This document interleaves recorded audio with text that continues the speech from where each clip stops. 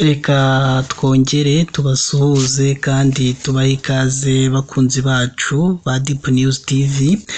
Twizere rero ko mumeze neza cyane mu bice byose muherereyemo bigiye bitandukanye. Tugeze rero muri wa mwanya tuba tuje kubagezaho amakuru abarimo aragenda avugwa hirya no hino ku isi.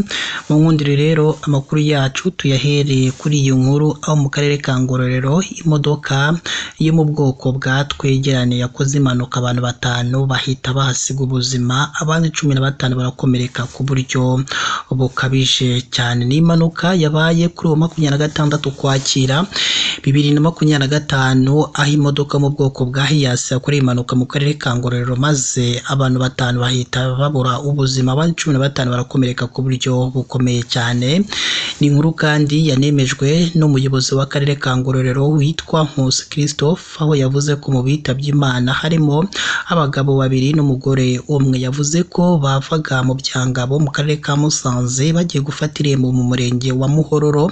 Yavuze ko iyo modoka yananiwe gufata ikoni riherereye mu kagari ka Gaseke umurenge wa Kabaya igwa munsi y'umuhanda. Ati iyo mpanuka ikimara kuba abagabo 2 bahise bitaba Imana, undi umugore umwe yapfuye ageze mu nzira kuko bari bamujyanye mu bitaro bya Sashika apfa akiri mu nzira. Meya Nkusi yavuze ko abazize impanuka hari Hagumimana Emmanuel w'imyaka 55, Kiribeti Jean Baptiste nawe w'imyaka 55 ndetse na Dusabimana François w'imyaka 47 y'amavuko. Nkusi avuga ko inkuru y'impanuka bayimenye bohereza polisi n'umwe mu bagize komite nyobozi y'akarere gutabara bahuye n'impanuka ndetse n'abayikomerekeyemo. Uyu muyobozi avuga ko 9 bakomeretse bajyanwe mu bitaro bya Ruhengeri, abandi 6 bakaba bari mu bitaro bya Kabaya. Imirambo y'abanyakwigendere mu bitaro bya Kabaya. Ubuyobozi bw'akarere ka Ngororero bwihanganisha imiryango yazize impanuka ndetse n'abayikomerekeyemo. Naho kandi mu karere ka Karongi afunzwe azira gukubita umukunzi we bendaga kubana. Urwego rw'igihugu rw'ubugenzacyaha RIB rukorera kuri sitasiyo ya Murundi mu karere ka Karongi rwataye muri yombi Shimiyimana Emmanuel w'imyaka 23 akekwaho gukubita no gukomeretsa Nyiramenani Anosiata w'imyaka 31, umukobwa basezeranye imbere y'amategeko kandi biteguraga kubana nk'umugore n'umugabo. Amakuru yemezwa n'abaturanyi avuga ko uyu mukobwa yakubiswe bikomeye nyuma y'uko habaye amakimbirane ajyanye n'amabati 30 umusore yifuzaga ko amuha kugira ngo asakare inzu bari kuzabamo. Umwe mu bo mu muryango wa Nyiramenani yagize ati bari mu myiteguro yo gukora ubukwe mu itorero rya EPR mu kwezi kwa Mutarama 2026, ariko uyu musore ngo yamusabye amabati amubwira ko atayamuha kugeza yubashye neza. Ibyo bumvikanyeho byatumye batongana birangira umukobwa akubiswe agira ibikomere bikomeye cyane. Nyiramenani yahise ajyanwa ku kigo nderabuzima cya Rufungo aho ari kwitabwaho n'abaganga. Abaturanyi bavuga ko bombi bari barasezeranye imbere y'amategeko tariki 29 Gicurasi 2025, ariko ko mu minsi ishize urukundo rwabo rwari rwaratangiye kuzamo amakimbirane ashingiye ku mitungo n'ibyo buri wese yitezemo undi. Umwe muri bo yagize ati bari barasezeranye ariko ntibabanaga hamwe. Uwo musore yabaga yishari naho umukobwa aho bita Imurundi. Kera kabaye batangiye guterana amagambo ku byo bari barasezeranye guhurizaho kugeza ubwo bitangiye kumera nabi cyane.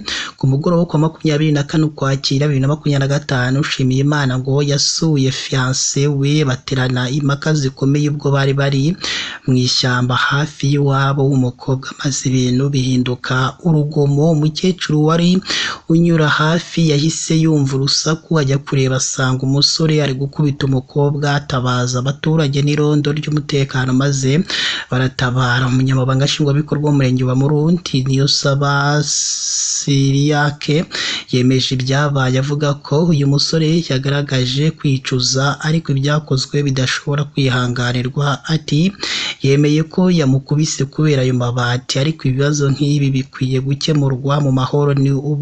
Ni uburere buke kandi bisaba ko urubyiruko rwigishwa uburyo bwo kubana neza. Ubuyobozi bw'umurenge wa Murundi bwibukije abakundana kwirinda kurwana cyangwa kugirana amakimbirane ashingiye ku mitungo, kuko ibyo bidindiza ejo heza ry'urugo rwari gukorwa mu bwumvikane n'ituze. Kuri ubu Nshimiyimana afungiye kuri sitasiyo ya RIB ya Murundi mu gihe iperereza rikomeje, naho Nyiraminani akomeje kwakira ubuvuzi. Naho kandi muri Repubulika ya Demokarasi ya Kongo, Fizi, imirwano hagati y'imitwe ibiri ya Wazalendo yiciwemo abantu. Kuri ubu abantu 4 bishwe ndetse ibintu byinshi by'agaciro birangirika mu mirwano yabereye i Masisi Rulimba muri teritwari ya Fizi, Kivu y'Amajyepfo, hagati y'imitwe ibiri ya Wazalendo ya Tumba ndetse na FABB ya Ngoma Nzito. Nk'uko imiryango itegamiye kuri leta ibivuga, imirwano ikaze yadutse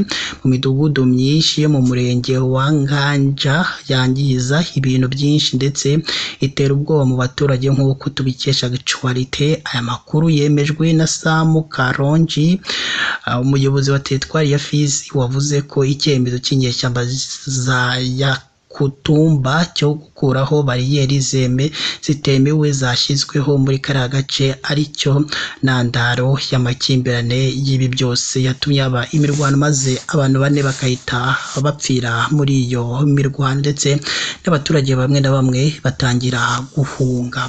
Kunzi bacu rero ba Deep News TV, mu nkundire amakuru yacu twabateguriye tuyasoreze ahangaha, abo tubabwira ati mbere yuko ukimara kumva amakuru cyangwa reba munsi y'amakuru urabona ahantu handitse ijambo subscribe, kugira ngo nyine ujye uwa mbere mu kubona amakuru ndetse n'ibiganiro tugenda dutambutsa umunsi ku munsi. Ikindi kandi mujye mwibuka kuduha ibitekerezo byanyu, igishima, kitugira inama, ndetse n'icyo muba mushaka ko tugomba gushyiramo cyangwa icyo tugomba kongeramo kugira ngo ibintu bijye birushaho kugenda neza cyane 5 kuri 5. Mukomeze mugire ibihe byiza kandi Imana igiye ikomeza ibane namwe hano kuri Deep News TV.